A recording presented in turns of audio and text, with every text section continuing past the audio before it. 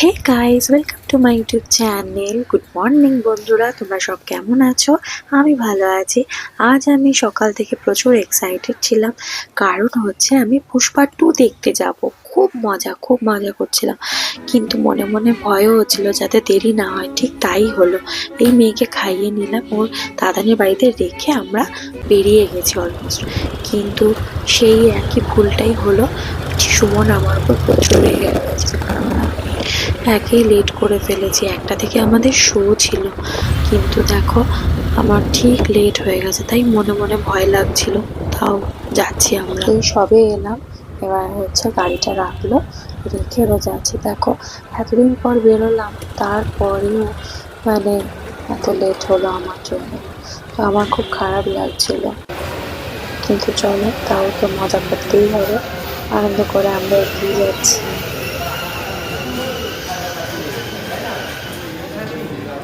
আমাদের সাথে ছিল ওর অফিস কলিগ। ওর অফিস কলিগও ছিল, খুব মজা করে। তো আমরা তিনজনে মিলে বইটা দেখতে গেছিলাম, এদের পুষ্পা 2। আমরা একটা ভালো ভিউজ পেয়েছিলাম এই জায়গাটায়। তো আমি কয়েকটা ফটোও তুলে নিয়েছি, ওটা রিলসও বানিয়ে নিয়েছি। ফাইনালি আমরা যাচ্ছি।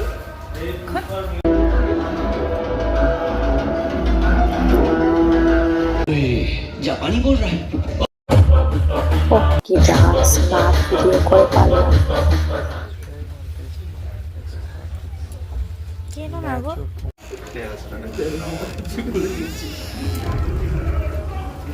খুবই কমফোর্টেবল এবং কোনো ক্যাওয়াসনেস নেই, খুব ভালো লাগলো। তো এখন ইন্টারভেলে আমরা একটু বেরোচ্ছি পপকর্ন খেতে।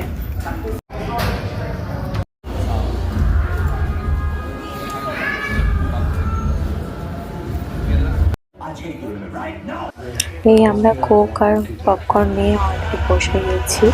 দারুণ, দেখো জায়গাটা খুব ভালো, কমফোর্টেবল। বারবারই বলছি তোমরাও দেখতে পারো। এই সিনগুলো আমি রাখতে পারলাম না, তো ব্যাপক লাগছিল।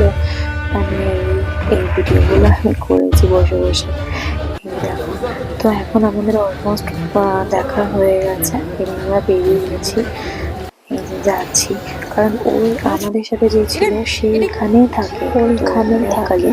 তো তার জন্য হয়তো ঘুরে ঘুরে দেখাচ্ছিল কোথাটা, আমি একটু ঘুরে দেখছিলাম। এই ফার্স্ট টাইম আমি এসেছি, তো জাস্ট আমি হচ্ছি, জানি না কোথায় যাচ্ছি। এটা একটা মলের মতো, খুবই সুন্দর।